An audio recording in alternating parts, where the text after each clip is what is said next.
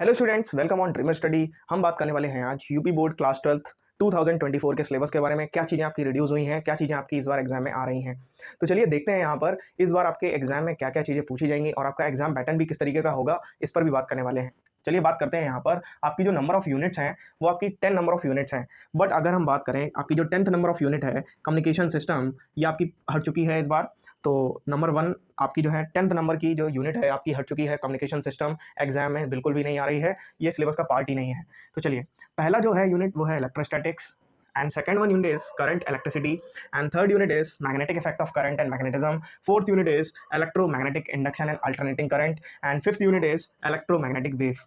Actual में पहला जो है ये पहला हाफ है, पहला सेक्शन है जो कि 35 मार्क्स का है, and next one section is 35 marks. Clear, दो सेक्शन में यहाँ पर डिवाइड किया गया है सिलेबस को। जो पहला सेक्शन है 1 to 5 यूनिट तक है, और जो दूसरा सेक्शन है वो 6 to 9 यूनिट्स तक यहाँ पर दूसरा सेक्शन है। क्लियर, आपकी 10th यूनिट हट चुकी है। तो अगर हम बात करें सेक्शन बी की, सेक्शन बी की पहली यूनिट जो है वो ऑप्टिक्स है आपकी, and next one unit is dual nature of radiation and matter, and next one unit is atom nuclei, and next one unit is electronic device.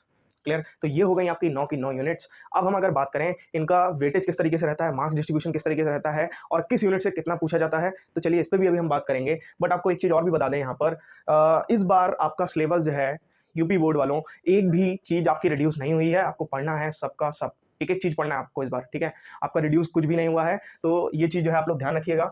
इस बार आपका रिडक्शन कुछ नहीं हुआ है। आपकी अगर हम बात करें पहली यूनिट की, तो आपकी पहली यूनिट इलेक्ट्रोस्टैटिक से 8 मार्क्स का पूछा जाएगा। करंट इलेक्ट्रिसिटी से यहाँ पर आपका 7 मार्क्स का पूछा जाएगा। अगर हम बात करें magnetic effect of current and magnetism की, अगर हम बात करें तो 8 मार्क्स का आपके एग्जाम में आएगा इस यूनिट से। अगली यूनिट है electromagnetic induction and alternating current, इससे भी आपका पूछा जाएगा, 8 मार्क्स का एग्जाम में आएगा। And next one unit is electromagnetic wave, जो कि आपकी बहुत ही एक छोटी यूनिट है, बट यहाँ पे दिमाग लगाने वाली चीज़ें काफ़ी सारी हैं। तो यहाँ पर इससे 4 मार्क्स का आपका पूछा जाएगा, और आई थिंक आप लोग 4 मार्क्स पूरे गेन करिएगा इसमें। चलिए अब आते हैं सेक्शन बी में। तो सेक्शन बी आपका पूरा 35 मार्क्स का है, और सेक्शन ए मैंने पहले ही बताया था आपको 35 मार्क्स का है। तो ये जितनी भी यूनिट्स हैं पूरा का पूरा 35 मार्क्स कवर कर रही हैं। क्लियर, अब आते हैं सेक्शन बी में। सेक्शन बी की जो पहली ही यूनिट है ऑप्टिक्स।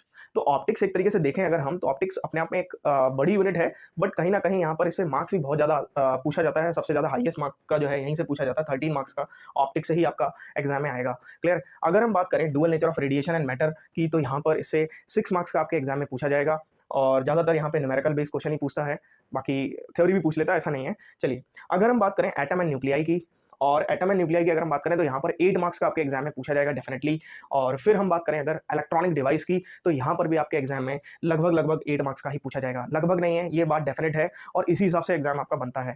क्लियर, चलिए अब हम बात करते हैं एग्जाम पैटर्न की। तो एग्जाम पैटर्न की अगर हम बात करें, आपका जो टोटल मैक्सिमम मार्क्स होंगे वो 70 होने वाले हैं, और आपका पूरा टाइम जो है आपको 3 आवर का मिलने वाला है। 15 minute for reading, I think वो टाइम आपको पेपर रीडिंग के लिए मिलेगा, उस समय आप लोग राइटिंग नहीं कर सकते हैं। आप लोग को ये सब बातें लगभग क्लियर होंगी। चलिए आइए देखते हैं सेक्शन ए की अगर हम बात करें, 1 to 6 मतलब 6 क्वेश्चन आपके ऑब्जेक्टिव टाइप क्वेश्चन पूछे जाएंगे, जिनमें आपका एक एक मार्क का सारे क्वेश्चन होंगे। तो 6 मार्क्स के आपके हो गए सेक्शन ए के objective type question. And next है सेक्शन बी, 1 to 6 फिर से 6 क्वेश्चन आपके पूछे जाएंगे, जो कि आपके 1 मार्कर होंगे सारे के सारे, है ना। आपको 1 या 2 या 3 से 4 लाइनों में आंसर देने होंगे यहाँ पर। तो ये है आपके 1 मार्कर क्वेश्चन। यहाँ पर आपके सेक्शन ए और सेक्शन बी अगर हम बात करें पूरा, तो इन दोनों को अगर हम मिक्स कर दें तो ये दोनों होते हैं 12 मार्क्स के। क्लियर, अब हम बात करते हैं सेक्शन सी की। तो सेक्शन सी में आपके पूछे जाते हैं 4 क्वेश्चन, जो कि होते हैं 2 मार्क्स के। क्लियर, और किसी भी एक क्वेश्चन में हो सकता है, जैसे 2 मार्क्स के 4 क्वेश्चन पूछे गए, तो किसी जैसे 3rd नंबर वाले क्वेश्चन में और करके एक और क्वेश्चन पूछ ले, तो वो ऑप्शन में आपके आ सकता है। क्लियर, तो यहाँ पर आपके कितने हो गए, आपके 8 मार्क्स का यहाँ पर हो गया। तो और वाला जो है मैंने आपको नहीं इंक्लूड कर रहे हैं, आप लोग को दिखा देंगे, एक बार आपसे डिस्कस कर लेंगे पूरा आपका जो सैम्पल पेपर है जो भी आपका है, तो वो आपसे डिस्कस कर लेंगे, सब आपको समझ आ जाएगा, क्लियर हो जाएगा। बट फिलहाल आप समझ लीजिए मार्क्स डिस्ट्रीब्यूशन और किस तरीके से होता है question paper pattern. Section C में आता है आपका 8 मार्क्स का, ये हो गया। अब अगर हम बात करें यहाँ पर सेक्शन डी की, तो सेक्शन डी में यहाँ पर आपका आएगा 8 क्वेश्चन आएंगे आपके, 8 क्वेश्चन नहीं होंगे, सॉरी 10 क्वेश्चन होंगे यहाँ पर, और 10 क्वेश्चन होंगे 3 मार्क्स के 10 क्वेश्चन। सेक्शन डी बहुत ही इंपॉर्टेंट रोल प्ले करता है आपके बोर्ड में। बाकी तो मतलब सारे ही क्वेश्चन इंपॉर्टेंट रोल प्ले कर रहे हैं, बिकॉज ऑफ आपको पूरे मार्क्स अगर गेन करने हैं तो डेफिनेटली आपके सारे के सारे सेक्शन इंपॉर्टेंट रोल हैं प्ले। सेक्शन डी से यहाँ पे सबसे ज़्यादा मार्क्स का पूछा जाता है, जो कि 30 मार्क्स का है।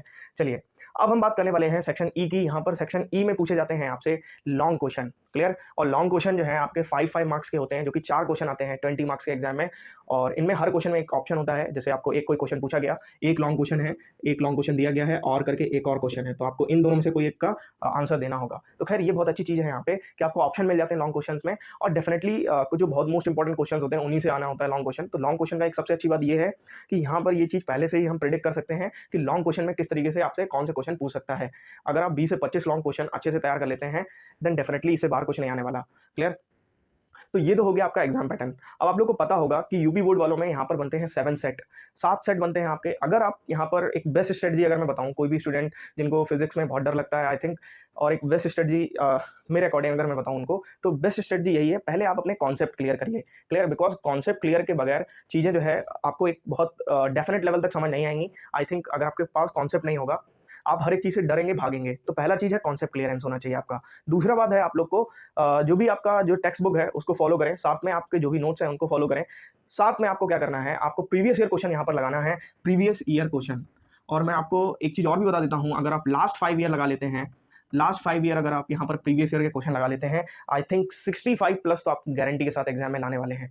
और जो रहे बचे 4-5 मार्क्स वो आपके जो है मेहनत पर डिपेंड करते हैं, बल्कि तो आपके 70 आउट ऑफ 70 जाएंगे। तो यहाँ पर लास्ट 5 ईयर बहुत इंपॉर्टेंट रोल प्ले करता है, बट यहाँ पर डायरेक्ट जाकर के लास्ट ईयर आप लगा भी नहीं सकते हैं। रीज़न है आपके कॉन्सेप्ट क्लियर नहीं है। आप क्वेश्चन को रटने का कोशिश करेंगे और यहाँ पर ये आपको सक्सेस नहीं मिलने वाली है क्वेश्चन रटने में, क्योंकि क्वेश्चन रटे नहीं जा सकते हैं फिजिक्स के, आप समझिए। क्लियर? और एक माइंडसेट के साथ जो है चीज़ों पर जाइए, और कौन सा यूनिट ज़्यादा इंपॉर्टेंट है, कौन सा यूनिट ईजिली समझ आ जाएगा, कौन सा यूनिट में ज़्यादा वक्त देना पड़ेगा, ये सब बातें आपको अच्छे से जो है पता होनी चाहिए। और सबसे इंपॉर्टेंट बात ये पता होनी चाहिए कि आपको फिजिक्स किस लेवल तक की आती है और आपको किस तरीके से मेहनत करनी है। क्लियर? दूसरा बात है कि आपका जो भी मतलब हो सकेगा ऑनलाइन चीज़ें, जो भी चीज़ें हम कर सकेंगे यहाँ पर अपनी तरफ से, वो हम ये कर सकेंगे, आपके लिए कंटेंट बनाएंगे और आपके लिए नोट्स भी बनाएंगे। तो आप लोग नोट्स जो है लेने के लिए आप लोग को हमारा टेलीग्राम चैनल ज्वाइन कर लीजिए, ड्रीमर स्टडी करके है, मैं लिंक डिस्क्रिप्शन में दे दूंगा, तो आप लोग वहाँ से ज्वाइन कर लीजिएगा। आप लोग के लिए बेनिफिशियल होगा, क्योंकि जब भी मैं कोई लेक्चर डालूंगा, अब मैं कोशिश कर रहा हूँ कि आप लोग के लिए 1 शॉट लेक्चर बना करके पूरा अपलोड करूँ सारा का सारा। फिर आप लोग के लिए क्वेश्चन भी प्रीवियस ईयर वाले लास्ट 5 ईयर के मैं ही लगवा दूँ, जिससे कि आपका फिजिक्स का जो पोर्शन है लगभग मैं ही कवर कर दूँ यहाँ पर, आपका यूट्यूब से हमारे थ्रू ही कवर हो जाए। क्लियर? तो आई थिंक आप लोग को बात समझ आ रही होगी जो भी हमने आपको बताई है। तो इस वीडियो में इतना ही रखते हैं, मिलते हैं एक नेक्स्ट वीडियो में। और आखिरी में हम एक बात कहना चाहेंगे, वो ये है कि आपको बहुत मेहनत करना है। और अगर आपको फिजिक्स समझ नहीं आती है, आई थिंक ये कोई बड़ी डील नहीं है, फिजिक्स समझ नहीं आ रही है। फिजिक्स को समझने के लिए पहले फिजिक्स के फंडामेंटल्स को समझना पड़ेगा, फिजिक्स की छोटी छोटी बातों को समझना पड़ेगा। तो वो जब छोटी छोटी बातें जब हम समझ जाएंगे, उसके पीछे का क्या रीज़न रहा, क्या जो है चीज़ें रहीं, तो आई थिंक हमें फिजिक्स समझ आने लगेगी। फिजिक्स कोई कहानी वाइज नहीं है, फिजिक्स में कई सारी चीज़ें हैं जो अगर हम नहीं समझेंगे तो चीज़ें बहुत ज़्यादा बिगड़ जाएंगी। क्लियर? और एक चीज़, थोड़ा सा चीज़ें सपोर्टिव रहें और जितना हो सके उतना ट्राई करें अपनी तरफ से अपनी पढ़ाई को इम्प्रूव करने का। और चलिए ठीक है, मिलते हैं नेक्स्ट वीडियो में। इस वीडियो में इतना ही रखते हैं। Okay, bye all of you, take care and पढ़ाई करते रहें।